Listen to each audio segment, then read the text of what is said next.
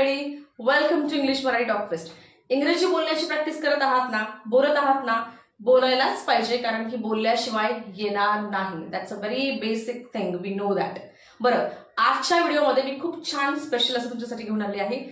30 sentences in simple past tense. Yes, आणि ती सुद्धा डेली लाईफ म्हणजे रोजच्या वापरातली. Yes, you heard it right. Positive, negative, question. 10 positive, 10 negative आणि 10 क्वेश्चन.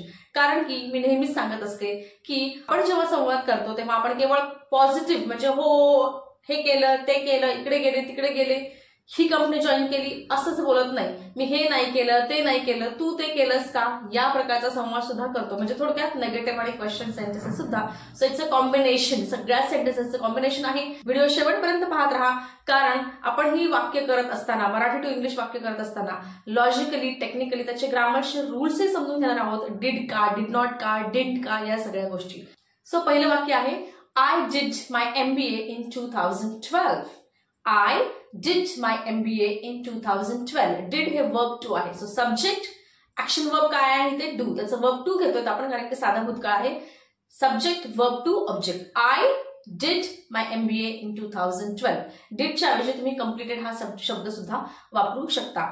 इथे 2012 हा टाइम मेन्शन केलेला आहे. बघा, सिंपल पास्ट टेन्स मध्ये, भूतकाळामध्ये टाइम मेन्शन केलेला असतो.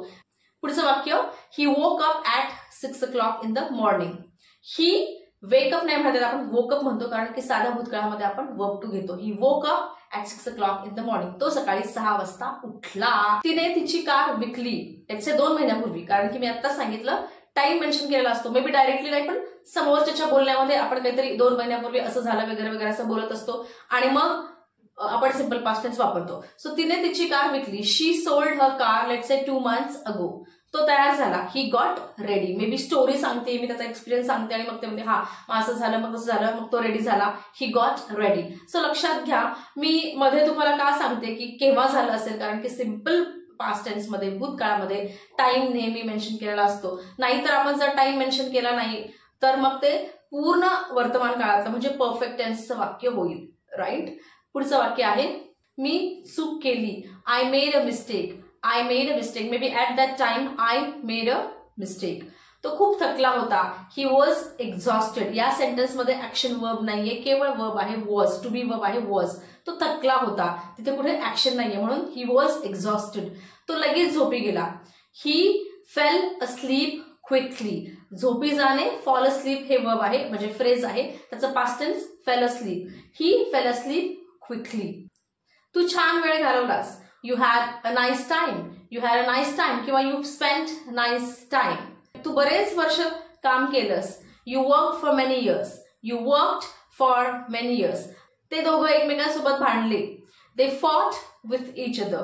They fought with each other. आता बघूया काही नेगेटिव्ह सेंटेन्स. इथे आपण ऍक्शन वर्ब असलेली नेगेटिव्ह सेंटेन्स बनवत आहोत. सिंपल पास्ट टेन्स मध्ये आपण सेंटेन्स जेव्हा नेगेटिव्ह करतो तेव्हा डिड नॉट हे हेल्पिंग वर्ब वापरतो. येस, जेव्हा आपल्याला वाक्य नेगेटिव्ह करायचे असते तेव्हा आपल्याला कुठल्या तरी हेल्पिंग वर्बची आवश्यकता असते, जसं की do, does, did, will, can वगैरे वगैरे. पण इकडे आपण डिड नॉट वापरतो, त्याला शॉर्ट मध्ये डिडंट असं म्हणतो, कारण की हेल्पिंग वर्ब वापरल्याशिवाय आपल्याला कुठल्याही सेंटेन्सला नेगेटिव्ह करता येत नाही. सो आपण इकडे did not plus verb one वापरणार आहोत. आता सिंपल पास्ट टेन्स मध्ये तुम्ही म्हणाल पास्ट टेन्स आहे मग वर्ब टू का नाही, डिड नॉट सोबत वर्ब टू का नाही, कारण की डिड नॉट, डिड हे ऑलरेडी पास्ट मध्ये असल्यामुळे आपण डिड सोबत वर्ब वन घेणार आहोत. सो आपलं सगळं सेंटेन्सचं फॉर्मॅट काय येईल, subject did not plus verb one. Subject did not plus verb one. चला बघूया सेंटेन्स. मी सकाळी बँकेत गेले नाही. I didn't go to bank. Didn't म्हणजे did not. I did not go to bank.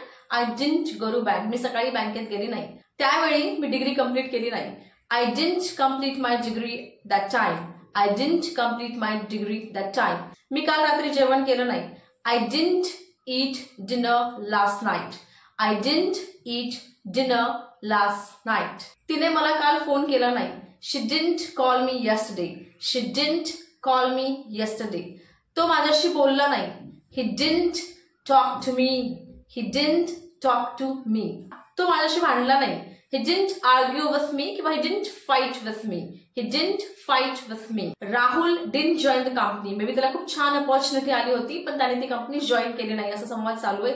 He didn't join the company. They didn't come to our house, maybe पाहुण्याविषयी बोलतोय आपण, अनेक they didn't come to our house maybe last week. आम्ही car नाही घेतली, last वीकला आम्ही car पाहायला गेलो होतो पण आम्ही ती नाही विकत घेतली. We didn't buy the car, we didn't like it, आम्हाला ती आवडली नाही. We didn't like that car, we did not buy that car. मागच्या वर्षी माझ्या कंपनीनं बोनस दिलं नाही. My company didn't give us bonus last year. My company किंवा our company didn't give bonus last year. आता बघूया काही क्वेश्चन सेंटेन्सेस, ती सुद्धा डिडने सुरू होणार आहेत कारण की सिंपल पास्ट टेन्स मध्ये आपण डिड हे हेल्पिंग वर्ब वापरतो क्वेश्चन सेंटेन्स बनवण्यासाठी. एक्झाम्पल्स घेऊया म्हणजे तुम्हाला ते चटकन कळेल आणि सोपं वाटेल, आणि शिवाय आपल्या रोजच्या लाईफ मधले एक्झाम्पल्स घेऊयात म्हणजे त्याचा तुम्हाला रुटीन लाईफ मध्ये संवाद करताना फायदा होईल. पहिलं वाक्य, तू काल ऑफिसला आली होती का? Did you come to office yesterday? Did you come to office yesterday? तू मला काल फोन केला होता का? Did you call me yesterday? Did you call me yesterday?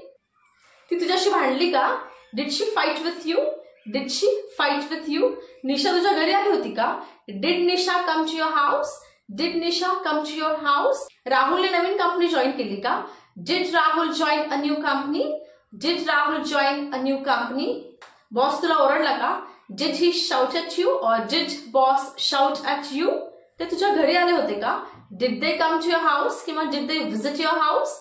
बघा, या सगळ्या क्वेश्चन सेंटेन्स मध्ये तुम्ही ऑब्झर्व केलं असेल तर डिड प्लस वर्ब वन वापरत आहोत, जसं की कम, व्हिजिट, गो, शाउट, लाईक दिस आपण वर्ब वन वापरत आहोत. पुढची सेंटेन्सेस, तुझ्या कंपनीने मागच्या वर्षी बोनस दिला का? Did your company give the bonus last year? Did your company give bonus last year? तुला काल ईमेल भेटला का? Did you receive the email yesterday? Did you receive the email yesterday? तू काल मार्केटला गेला होता का? Did you go to market yesterday? Did you go to market yesterday? तू काल उशिरा उठला का? Did you wake up late? Did you wake up late? तू 2015 मध्ये डिग्री केली का? Did you complete your degree in 2015? Did you complete your degree in 2015? तिने तुला काही सांगितलं का? Did she tell you anything? Did she tell you anything? तू कालची match पाहिली का? Did you watch yesterday's match? Did you watch yesterday's match? काल भारताने मॅच जिंकली का? Did India win the match? Did India win the match yesterday? So we have seen positive, negative and question sentences. तुम्ही सुद्धा ही सगळी sentences practice करा, may be आरशासमोर राहून किंवा स्वतःशीच प्रॅक्टिस करा.